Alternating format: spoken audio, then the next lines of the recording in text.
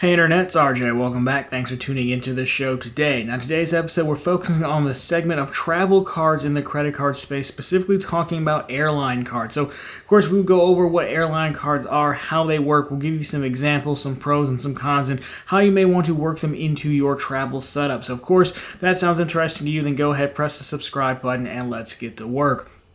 So when it comes to credit cards, of course, we all know there's Team Cashback, which is pretty self-explanatory. You're going after cashback rewards. And there's also Team Travel. Then I have a full video on how, travel breaks down. But there's basically three lines. There's like your travel, what I would call travel agnostic cards. So it's like a Sapphire Reserve or a Venture X card. That is a travel card, but it's not necessarily a hotel or airline card specifically. And that leads us to our next two travel card lines, which is either hotels or airlines. So, of course, we're talking about airline cards in this video. So all that stuff will be linked down below for you as well.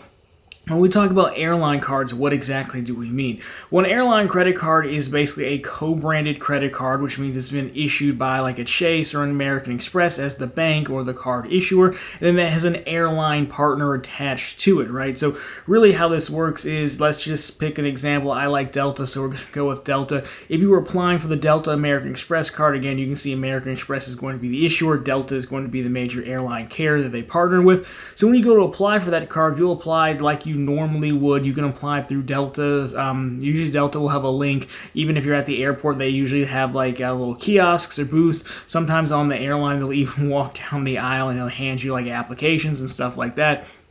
Or, of course, the easiest way is to apply, from American Express's website directly. But either way, you will be going through American Express. They're going to handle all the underwriting and the approval process and all of that. Now, the only real difference here is between that and applying for something like a city custom cash, if you will, is the fact that you'll actually need to have an account with the airline already. So in this case, you would need a Delta Sky Miles number. Now, this is the same if you're going after a United card or Southwest card or something like that. Of course, I will mention all the major airlines have their own co-branded partnerships usually. I think they're actually over in the States, at least, they're all pretty much covered. Even some that they don't see that often, but still fly through here on occasion. They generally have a partnership. So with that, once you have your Sky Miles number, which it is free to sign up for, you'll need that because when you apply, they're basically going to link your American Express account to your airline account. Because again, following how this works, the assignment of responsibilities, if you will, to pay your card, to manage your credit card account and all that, you'll go through American Express.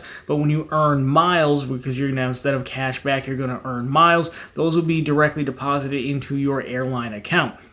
That's why you need it. And actually, if you get the card on the back of it, it'll actually have your Sky Miles United Club number printed on the back of it. So overall, that's, the high level of how these things work. They work just like they would normal credit cards work, right? The only main difference is, one, it's a co-branded card. Number two is that the rewards and the multipliers are all going to be travel focused. So when we talk about that, when we talk about the multipliers, again, you're really going to have a multiplier that's kind of focused on that airline, right? So it's going to be 2x back on Delta, 3x back on Delta. You're not going to be able to get a 2 or 3x back on a United flight or a JetBlue flight. That's not going to work because, again, Delta wants you to be locked into their ecosystem and vice versa. Now, you could use the card to purchase a United ticket if it's a Delta card. You're just not going to get the highest multiplier. Now, in addition to that, we also see other multipliers that kind of focused around everyday spend or travel, right? So you could see a lot of dining because if you're flying around places, you're probably going to have to eat some food. You could also see groceries as well because as of late, a lot of these card issuers and airline partners have really wanted people to stop sock drawing their cards. And what that means is you really only use that card when you're at the airport booking flights. You don't use it all the time. So adding on everyday multipliers onto these cards is kind of helping to get people to use them constantly, save up their miles, and then, go on their trips and what have you. Now, in addition to multipliers, the real benefit here is the benefits that come with the card. So I'm going to give you some examples, and we're going to walk through an example credit card lineup from American Express and Delta to kind of highlight the differences. But some normal perks that you could see here is going to be, Things like check bags. You'll be able to check a bag for free, which, can save you a lot of money. Priority boarding, TSA pre-check or global entry is very common. Various incidental credits for like Wi-Fi or things like that on the plane. Clear is becoming popular. Sometimes if you go high enough up in the card family, you get lounge access or lounge passes.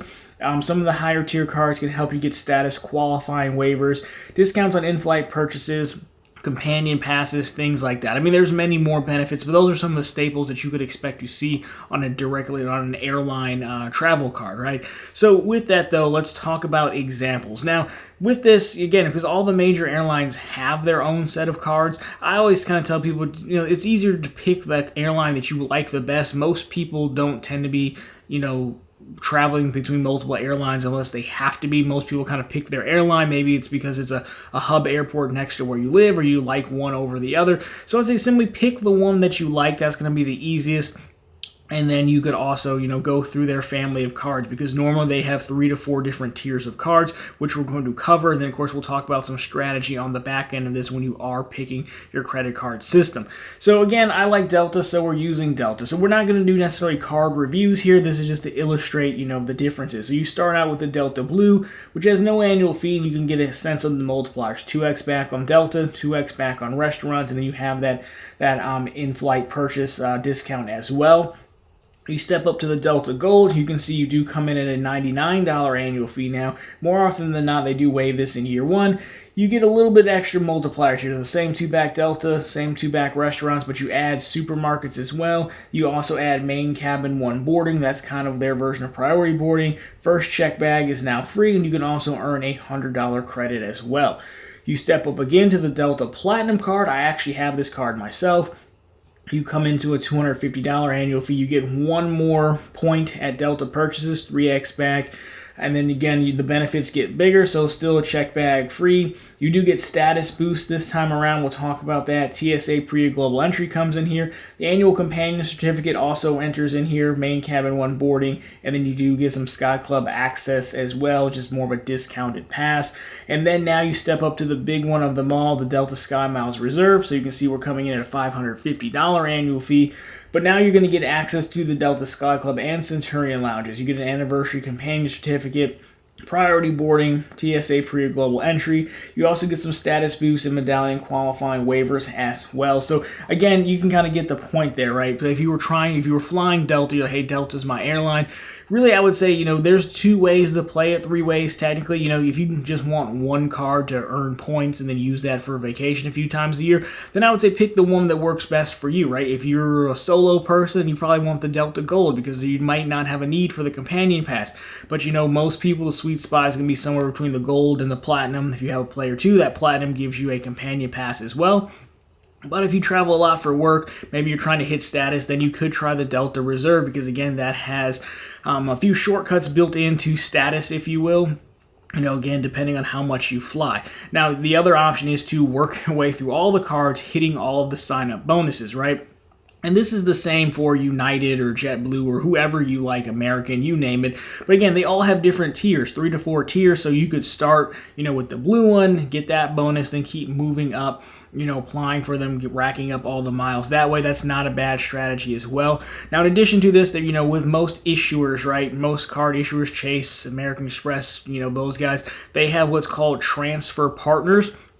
So if we take a look at, American Express, will stick with them to make it easy. Since they issue the Delta cards, Delta is also a transfer partner of American Express, which means that you could have the gold or the platinum or the green regular American Express cards, not the Delta ones, just the regular, ones with the little Centurion guy on it. Those earn membership reward points. You could also transfer those out to your same Delta Sky Miles account to help top off your account. So all that to say is really when you're picking your airline card or picking your credit card setup, it could come in handy to also look at transfer partners as well. Now, there's a really good chance here that, again, if the bank is also issuing that co-branded card, then they're going to be a transfer partner. For again, Chase has United, and, they are also a transfer partner with United as well. Same with Southwest and Air Canada and Aeroplan. They issue all those co-branded cards. You can transfer Ultimate Reward points to all of those different airlines. So that could be a really good way to help build out a setup especially if you have a favorite airline to pick like that.